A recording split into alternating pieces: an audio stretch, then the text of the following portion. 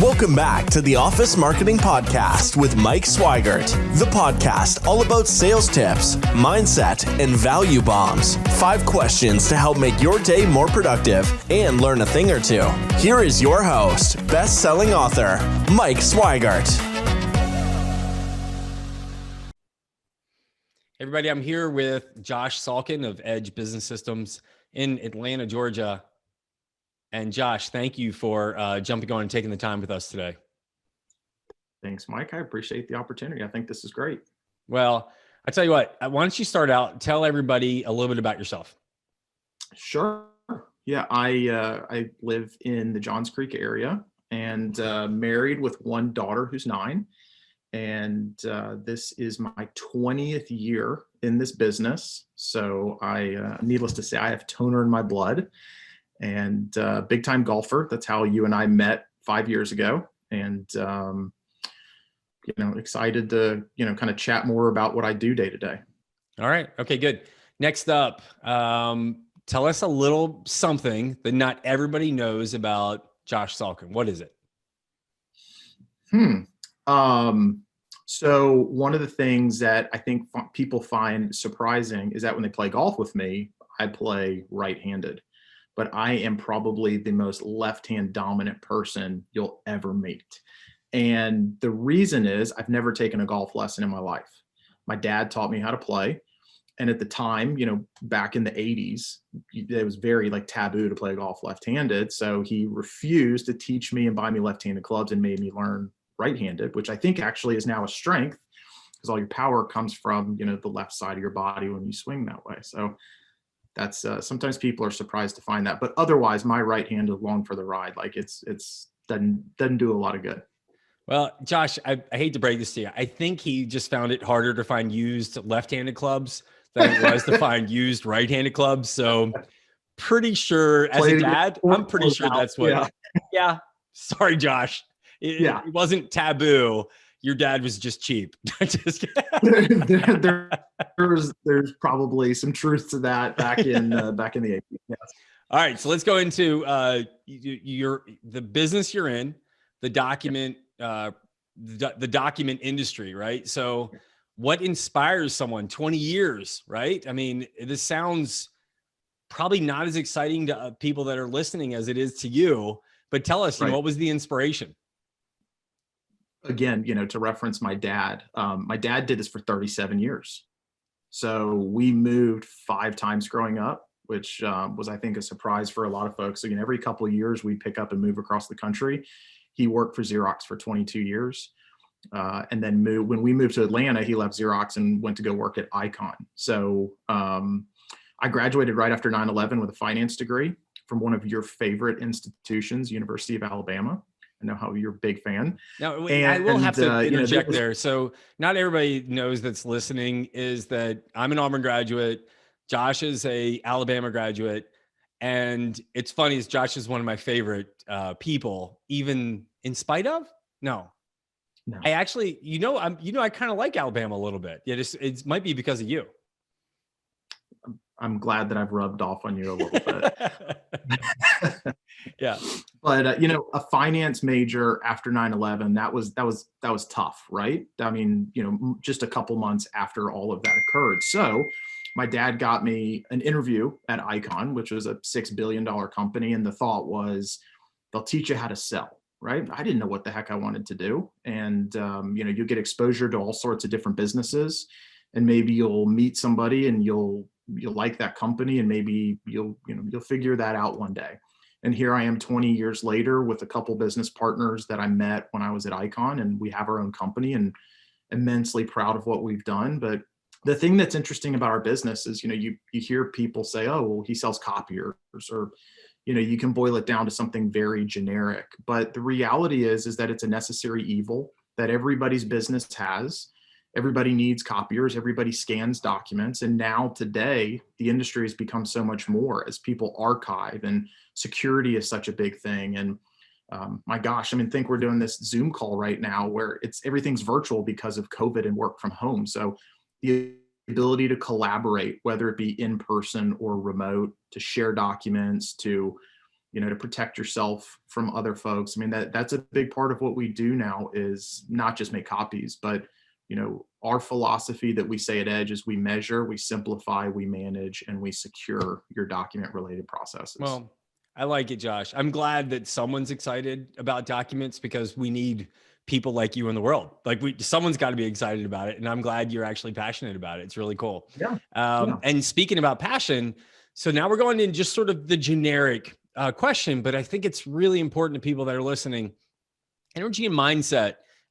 Mindset's kind of a cliche word right now, but different people find different ways to keep their mindset positive. What's something that you do to really keep your energy high, or just really a nice positive mindset? What are some of your personal hacks?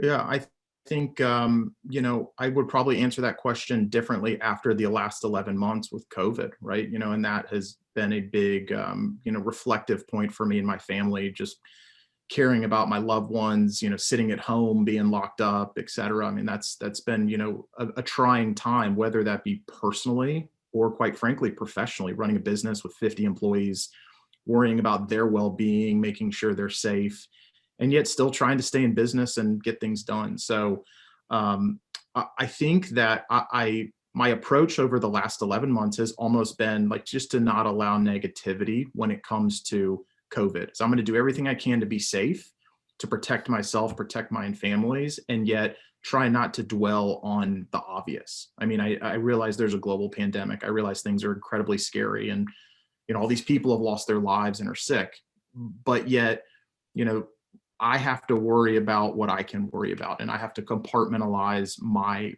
happiness. I have to, try and surround myself with people that I care about. And I need to try and put a smile on my face for my daughter, for my family, for my coworkers, and I think it's been a humbling experience, because it's so easy to get negative. It's so easy to get down. And I think we've all experienced those moments, but trying to remain positive, very fortunate that, everybody that I know is still healthy. And, I think I am optimistic that as things appear to be coming, maybe better into focus with the vaccine, and as it's starting to roll out, I'm hopeful that things are going to get better. And, when the weather's not nasty outside, I like to go out and hit golf balls and kind of use that to take my mind off of selling copiers. So, oh, good. I like it. I like it. You know what? It's one thing that we talk about a reset, and we talk about all these things that happened, in 2020, and you and I both are extremely blessed to have, young daughters that, they just, they live, Josh's daughter's 9, mine's 8, and they live so carefree, and maybe looking at life through their eyes has helped us the last year.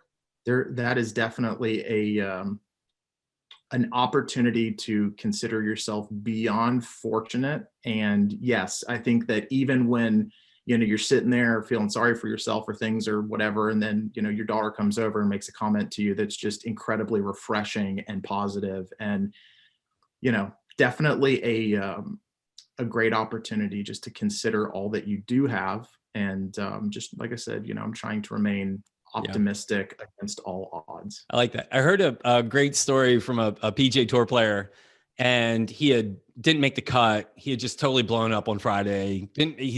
Friday night, he's back at the hotel with his wife and his young kids, and he's helping his young daughter with their get ready for a bath and everything like that. And she looked at him, and I forget how old, but she was maybe 3 or 4. And she said, "Daddy, what's wrong?" And he said, "Well, Daddy had a bad day." And she looked at her dad and said, "Daddy, what's a bad day?" And you're just like, "Oh, like really?" It's true. What's a bad day?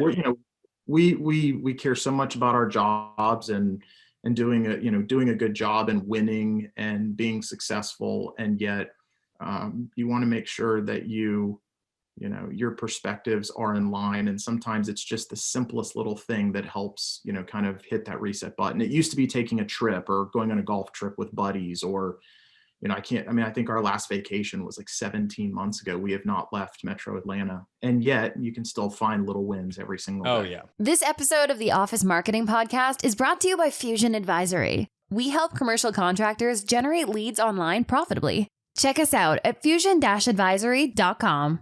Well, let's go into the next one. So we're going to go, this is where I'm asking you, talk to me about a book or a piece of software that has really impacted your life, or maybe one that you really don't want to live without. I've never been a big reader, and I'll apologize to all of my teachers throughout my academic years where I think I skimmed over or read the Cliff Notes or something like that. So really never been a big reader guy. I read a lot of books where I felt like they were impactful per se. Definitely been more of like a movie guy. And I don't know if it's something I can live without, but it's funny, especially like, again, during COVID, as I look for like downtime or things that I like to do other than just read on my phone a lot and read articles and stuff. But like a guilty pleasure I have is Sim City. I've always loved like building and architecture. And I found that like, whether it was, a tough day at work or I lost a deal or I'm just bored or whatever the case is, I find myself like almost daily, whether I'm eating lunch or, at the end of the day or whatever, I love getting on there and tinkering and building. And for me, that's just has always been kind of like a therapeutic aspect that I've enjoyed that. And for months and months now, like I said, it's always about innovation and creation and, always trying to like look at something with a fresh perspective, which I know that sounds silly, but to me, I think it's great. It's a cool little thing I like to do. That's great. Yeah, I mean, obviously there's a lot of great things about the app and the SimCity itself, but I wonder how much that even carries over just to keep the creative juices flowing throughout your entire life. That's pretty cool. It's literally the exact opposite of what I do on a daily basis. And yet, I guess if I think back now in my career, this is all I've done for 20 years. And I love what I do, but that's probably the farthest away from what I do on a daily basis. So maybe it's just, you call it guilty pleasure or just a passion of mine or something, but I've always enjoyed architecture and real estate. And, like I said, to me, that's something that I, whether it's 5 minutes or a couple hours later, it's just, something fun to go back to. All right. So let's talk then. Maybe it's a piece of advice that you've received, or maybe even a piece of advice that you like to give. Talk to me, give me a little, I need a good value nugget here. What you got, Josh?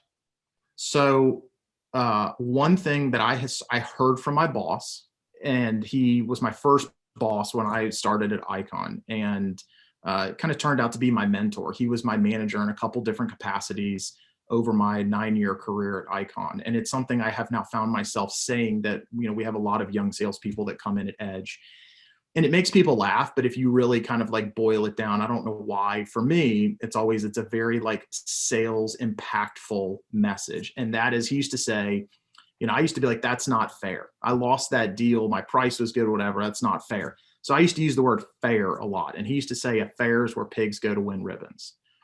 And that, to me, in a nutshell, kind of represents sales, because you could have the best quote, you could have the best proposal, you could have the best solution. You have to really think about people buy from who they know, who they like, and who they trust. And your reputation sometimes is from a reference or referral. Sometimes it's from, these days it could be an online review. But you could do everything right and still not win the deal. And sometimes you never know why. So to me, affairs where pigs go to win ribbons always summed up, if maybe not all sales, certainly copier sales very, very well, since this is such a competitive business. All right. So wait, I'm going to say it again. I wrote this down. A fair is a place where pigs go to win ribbons. Yeah. Or fair, not a fair. I know with your Tuscaloosa, you can't get the Tuscaloosa out of you. So, but us Auburn people, we actually call it a fair. Of course, we're the land grant school, but a fair is a place where pigs go to win ribbons. I like that. If we could just, take fair out of our vocabulary. Fair is not really kind to salespeople.